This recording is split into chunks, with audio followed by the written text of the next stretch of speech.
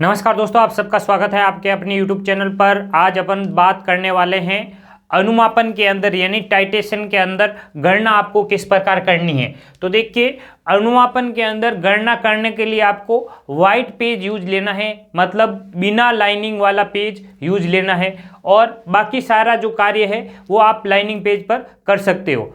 अपन अनुमापन की जो गणना है वो दो प्रकार से कर सकते हैं, या तो आप मोलरता की सहायता से कर सकते हो या फिर आप नॉर्मलता की सहायता से कर सकते हो। अपन सबसे पहले देख रहे हैं मोलरता की सहायता से गणना को किस प्रकार करना होता है। नंबर 1 बिंदु है अपना मानक विलयन व माध्यमिक विलयन के मध्य अनुमापन।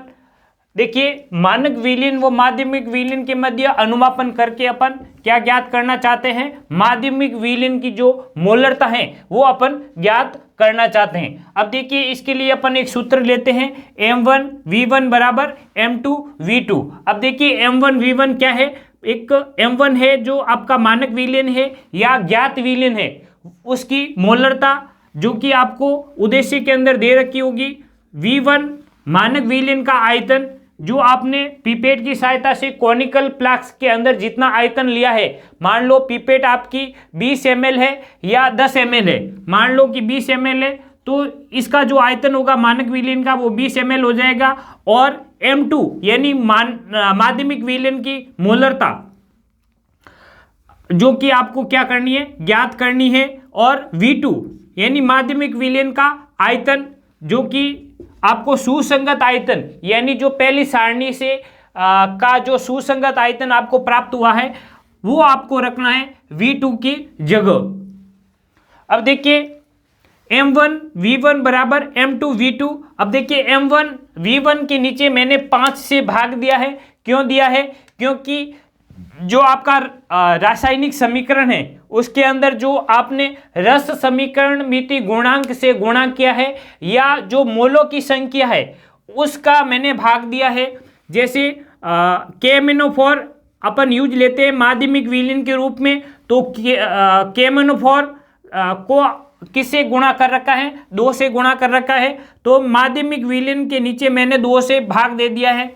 और जो मानक विलयन है यानी ज्ञात विलयन है, कौन सा, ऑक्जेलिक अम्ल, कितना लिया है, 5 मोल लिया है, तो मैंने 5 मोल से क्या कर दिया है, भाग दे दिया है।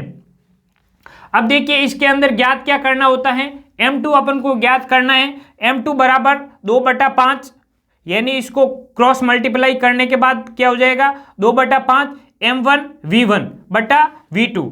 फिर आपको काम करना है अज्ञात विलयन व माध्यमिक विलयन के मध्य अनुमापन, यानी दूसरी जो टाइटेशन होगी यानी सेकंड टाइटेशन। 12th के अंदर ड्यू अनुमापन यानी डबल टाइटेशन है। पहली अनुमापन तो आप क्या करोगे, मानक विलयन व माध्यमिक विलयन के मध्य अनुमापन, और दूसरा अनुमापन आप करोगे अज्ञात विलयन व माध्यमिक विलयन के मध्य अनुमापन।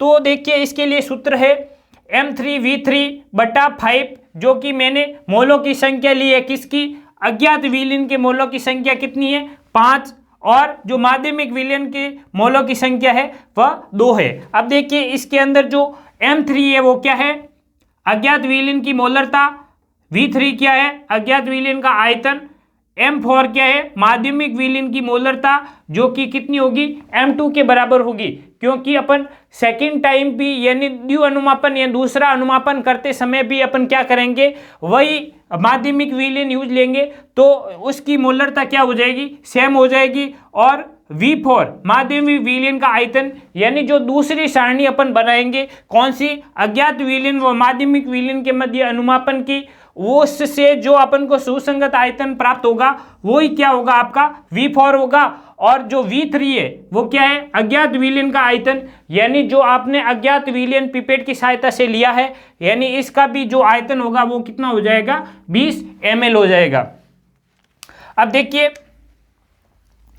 M3V3 ये क्या है, दोनों अज्ञात है, यानी अज्ञात का मतलब है कि ऑक्जेलिक अम्ल है, तो मैंने इसके नीचे 5 से भाग दे दिया है। और M4V4 क्या है, माध्यमिक विलयन है, और इसके लिए मैंने क्या कर दिया है, KMnO4 किससे गुणा कर रखा है मैंने, 2 से, तो मैंने 2 का भाग दे दिया है। अब देखो, M3 बराबर एक क्रॉस मल्टीप्लाई करने के बाद 5/2 M4V4/V3।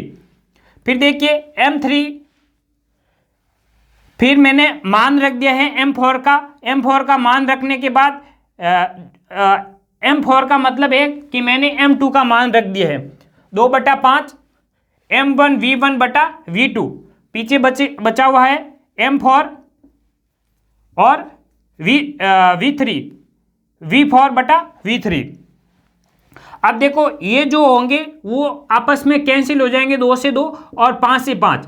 अंत में बचेगा आपके M3 बराबर M1 V1 इंटू V4 बटा V2 इंटू V3। अब देखिए V1 का मान होता है 20 ml और V3 का मान भी कितना होता है 20 ml, यानी V1 और V3 भी कैंसिल हो जाते हैं और इसके बाद बच जाते हैं आपके M1 V4 बटा V2। इसका आपको गणना करनी है तो आपको क्या प्राप्त हो जाएगा, M3 यानी अज्ञात विलयन की मोलरता आपको प्राप्त हो जाएगी। उसके बाद अपन को ज्ञात करना पड़ सकता है, जो सांद्रता है वो ग्राम प्रति लीटर में ज्ञात करनी पड़ सकती है। तो उसको अपन किस प्रकार कर सकते हैं, तो देखिए मोलरता है उसका संबंध होता है अणुभार से। तो यदि आपको ज्ञात करना पड़ सकता है क्या, जो अज्ञात विलयन है उसकी सांद्रता ग्राम प्रति लीटर में, अज्ञात विलयन की सांद्रता ग्राम प्रति लीटर में ज्ञात कीजिए। तो अपन ज्ञात करने के लिए क्या कर सकते हैं, जो M3 अपन को प्राप्त हुआ है, यानी M3 का मतलब है कि आपको अज्ञात विलयन की जो मोलरता प्राप्त हुई है उसको अणुभार से क्या करना है, गुणा करना है। मोलरता का संबंध किससे होता है, अणुभार से, जबकि नॉर्मलता का संबंध किससे होता है, तुल्यांकी भार से। इससे आप गुणा करोगे तो आपको सांद्रता ग्राम प्रति लीटर में प्राप्त हो जाएगी।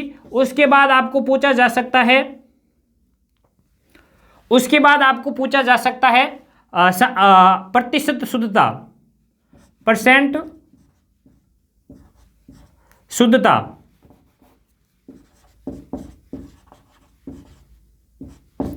परसेंट शुद्धता ज्ञात करने के लिए फॉर्मूला है कि जो आपने अज्ञात विलयन की सांद्रता ग्राम प्रति लीटर में ज्ञात किए हैं, अज्ञात विलयन की सांद्रता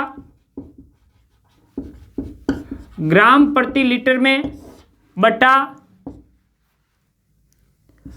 अशुद्ध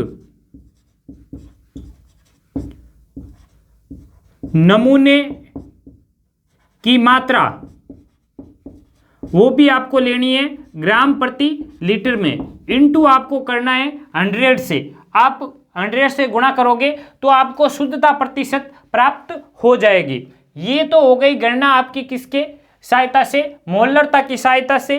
फिर दूसरी जो गणना है वो होती है नॉर्मलता की सहायता से।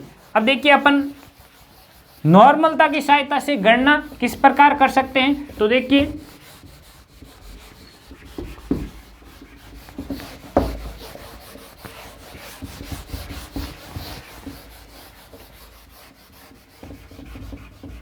नॉर्मलता की सहायता से गणना करने का तरीका,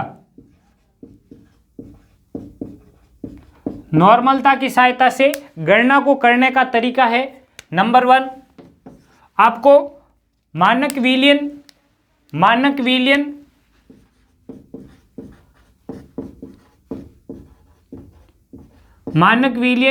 व माध्यमिक विलयन के मध्य अनुमापन।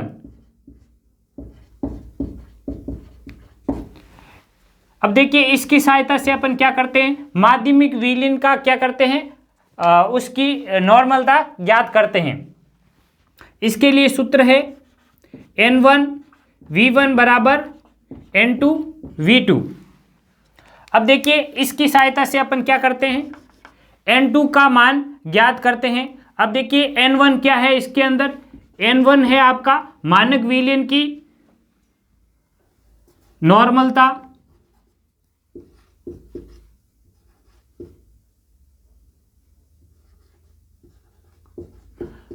माध्यमिक विलयन की नॉर्मलता, और V1 है जो मानक विलयन का आयतन है, और N1 है माध्यमिक विलयन की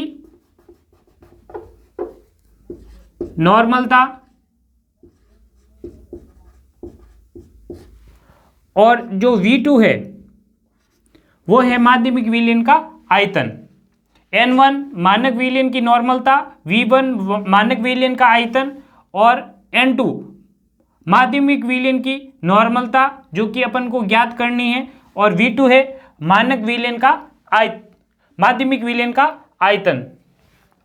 अब देखिए इस की सहायता से आपको क्या ज्ञात करनी है, N2 यानी माध्यमिक विलयन की नॉर्मलता ज्ञात करने के लिए N2 बराबर N1 V1 बटा V2।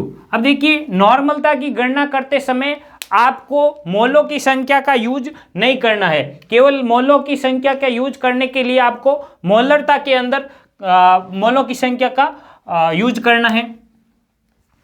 अब देखिए ये तो हो गया आपके N2 ज्ञात हो गया, N2 यानी माध्यमिक विलयन की जो नॉर्मलता थी वो ज्ञात हो गई। नंबर 2 आपको ज्ञात करना है अज्ञात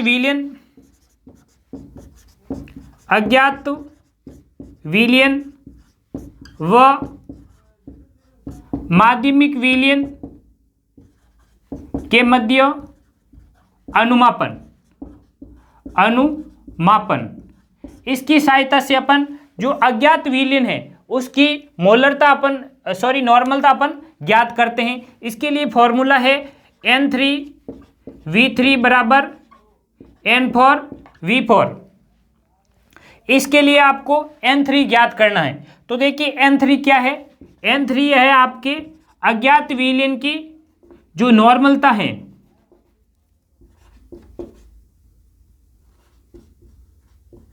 अज्ञात विलयन की नॉर्मलता, और V3 है अज्ञात विलयन का आयतन, N4 है माध्यमिक विलयन की नॉर्मलता, और V4 है इसके अंदर माध्यमिक विलयन का आयतन। नंबर 2 के अंदर यानी जो आपने अज्ञात विलयन व माध्यमिक विलयन के अंदर जो अनुमापन किया है उसकी सहायता से अपन ज्ञात करते हैं N3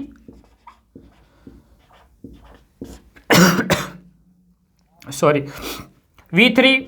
अब देखिए N3 आपका जो है वो ज्ञात होगा इस सूत्र की सहायता से, और इसके अंदर जो N4 है वो बराबर होता है N2 के, चूंकि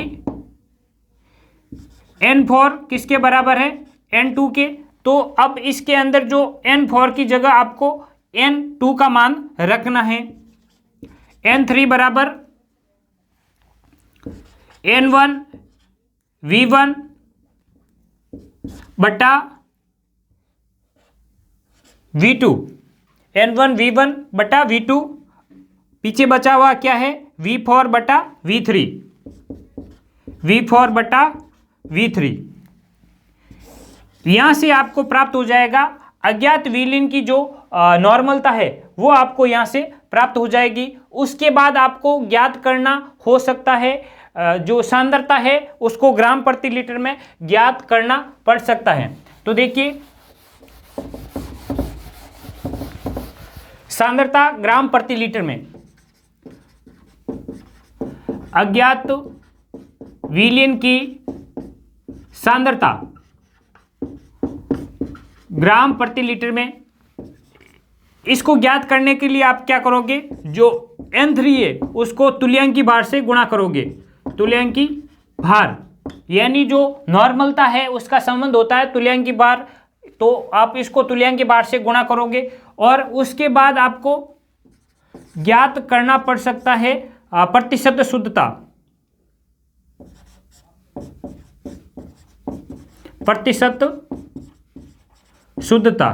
प्रतिशत शुद्धता ज्ञात करने के लिए वही जो आपने इस अज्ञात विलयन की जो सांद्रता आपने ग्राम प्रति लीटर में निकाली है उसके अंदर आपको भाग देना है अशुद्ध जो नमूना है उसकी जो मात्रा दे रखी होगी आपको ग्राम प्रति लीटर में, और उसको आपको गुणा करना है 100 से। अज्ञात विलयन की सांद्रता ग्राम प्रति लीटर में बटा अशुद्ध नमूने की मात्रा, वो भी किसमें, ग्राम प्रति लीटर में, इंटू 100 से आप यदि गुणा करोगे तो आपको प्रतिशत शुद्धता प्राप्त हो जाएगी। ये गणना करने के दो प्रकार थे। नंबर 1 आप गणना कर सकते हो किससे, मोलरता से, उसके अंदर आपको मोलों की संख्या यूज लेनी पड़ेगी, और नंबर 2 आप गणना कर सकते हो नॉर्मलता की सहायता से। ये दो गणना करने के तरीके होते हैं। गणना करने के लिए आप इन दोनों का यूज कर सकते हो। धन्यवाद। अपन नेक्स्ट बात करेंगे अनुमापन के अंदर जो KMnO4 विथ ऑक्जेलिक अम्ल के मध्य अपन गणना किस प्रकार कर सकते हैं, उसके लिए जय हिंद जय भारत।